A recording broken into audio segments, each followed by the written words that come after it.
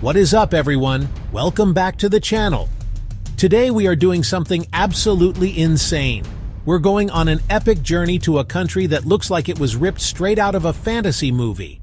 New Zealand, the 10 most unbelievable destinations you have to see before you die. I literally spent a fortune to fly across the world, rent helicopters, and hike through volcanoes. Trust me, this will blow your mind. New Zealand is a massive real-life adventure park.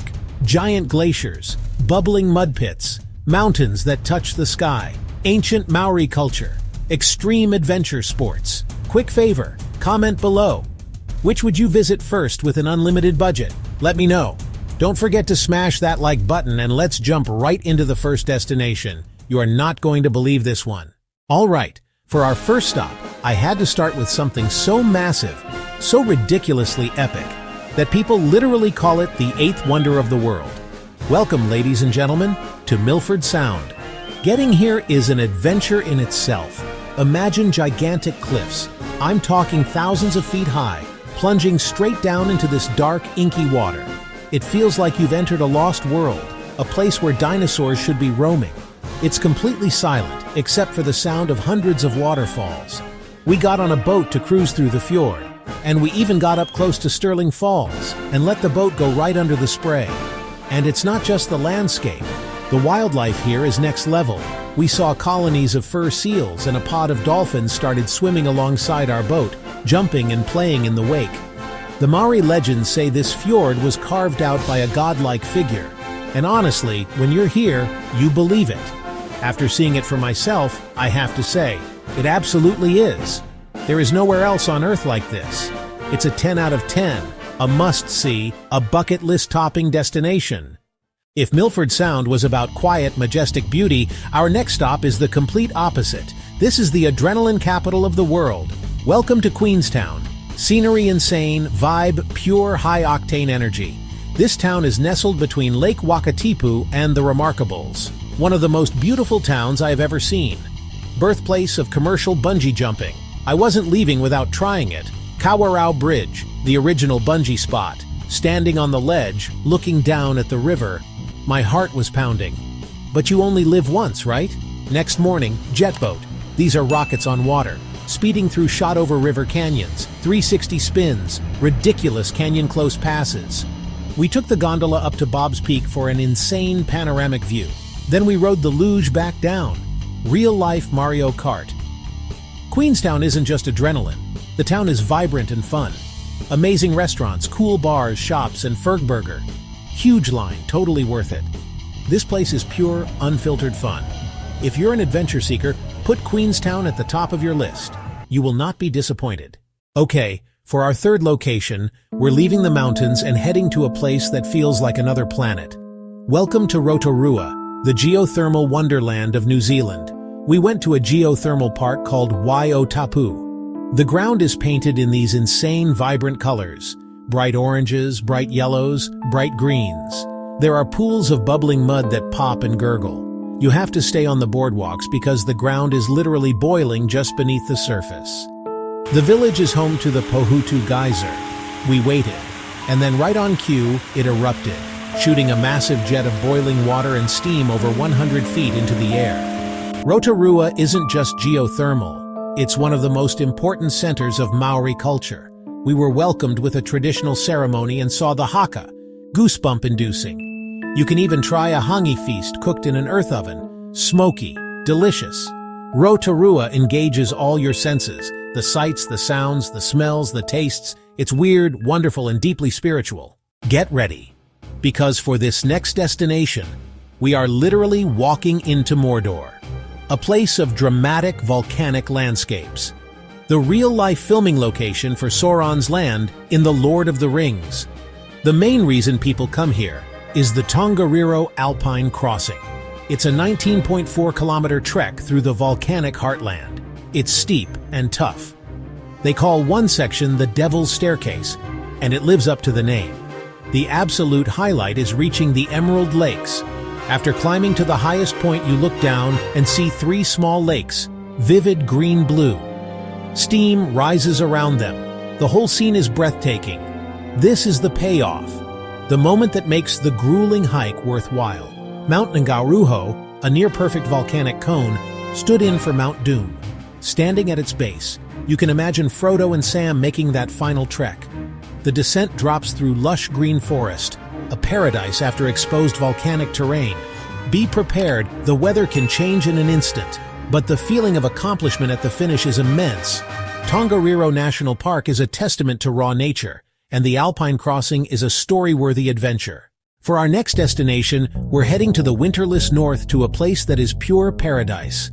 Welcome to the Bay of Islands, a stunning bay dotted with 144 different islands, each with its own secluded beaches, lush forests, and hidden coves. The best way to experience the Bay of Islands is by getting out on the water.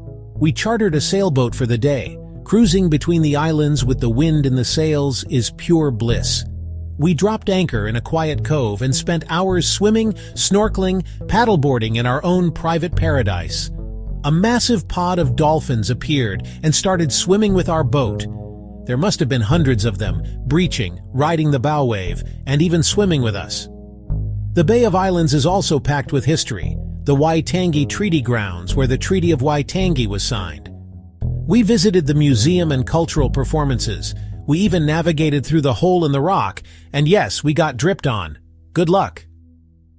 Towns like Paihia and Russell are charming places to base yourself and enjoy amazing seafood. From the coast, we're now heading deep into the heart of the South Island to a place of giants. This is Aoraki Mount Cook National Park, home to the highest mountains and the largest glaciers in New Zealand. We did the Hooker Valley Track, relatively flat, with 3 epic swing bridges, and the view at the end is jaw-dropping. A glacial lake at the base of Aoraki filled with icebergs. You're looking across a lake filled with icebergs, directly at the face of the highest mountain in the country. The park is a hiker's paradise with trails for every level, from easy valley walks to serious mountaineering. The drive into the park, following Lake Pukaki, is one of the most scenic in the world. Aoraki Mackenzie is an international dark sky reserve, almost zero light pollution. When night falls, the sky explodes with stars. We did a stargazing tour and saw planets, distant galaxies, and nebulae. Whether you're a mountaineer, a hiker, or someone who appreciates incredible scenery, this park is a must-visit.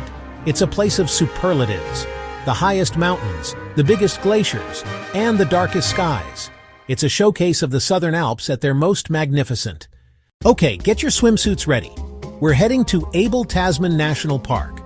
Turquoise-watered perfection. This place is the definition of a coastal paradise. We rented sea kayaks from Marahau and paddled, then hiked sections of the Abel Tasman Coast Track, the best way to explore. We pulled our kayaks onto Observation Beach, golden sand that squeaks under your feet, and had the whole beach to ourselves. A curious fur seal popped up next to our kayak, so close we could see its whiskers. We timed a tidal crossing at Ontahuti Inlet. Walking across the bottom of the ocean at low tide felt surreal. We hiked to Bark Bay, had lunch under a shady tree, and went for a swim. There are campsites and huts so you can turn it into a multi-day adventure. Abel Tasman feels like a slice of the Caribbean dropped on New Zealand. Relentlessly beautiful and totally real. For our next stop, we're trading in the hiking boots for city shoes and exploring New Zealand's capital.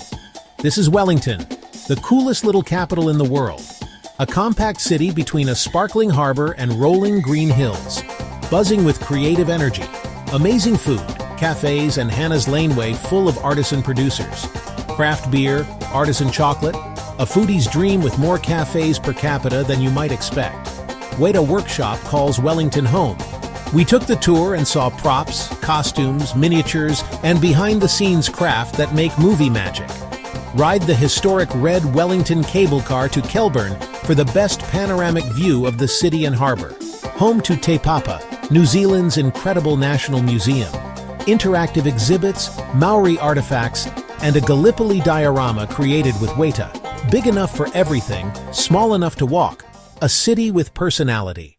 Get ready for one of the most unique and mind-bending experiences you can have in New Zealand. 2 massive rivers of ice flow down from the high mountains and plunge almost to sea level, ending in a lush, temperate rainforest. We booked a heli hike. The helicopter ride itself was unbelievable, flying over rainforest, then landing high on the glacier. Our guide gave us crampons and we hiked across the ice, down ice canyons, past deep blue crevasses and glowing ice caves. In deep crevasses and ice caves, the glacier glows an intense otherworldly blue, like walking through a natural crystal palace. After our hike, the helicopter flew us back down to town where you can walk the rainforest valley and look up at the glacier's terminal face. Standing among giant ferns looking up at a massive wall of ice. What a contrast. Visiting Franz Josef and Fox is a geology lesson, a thrilling adventure, and a surreal experience. For our final and possibly most famous destination, we're stepping out of the real world and directly into Middle-earth. This is the actual, meticulously preserved movie set used for the Shire.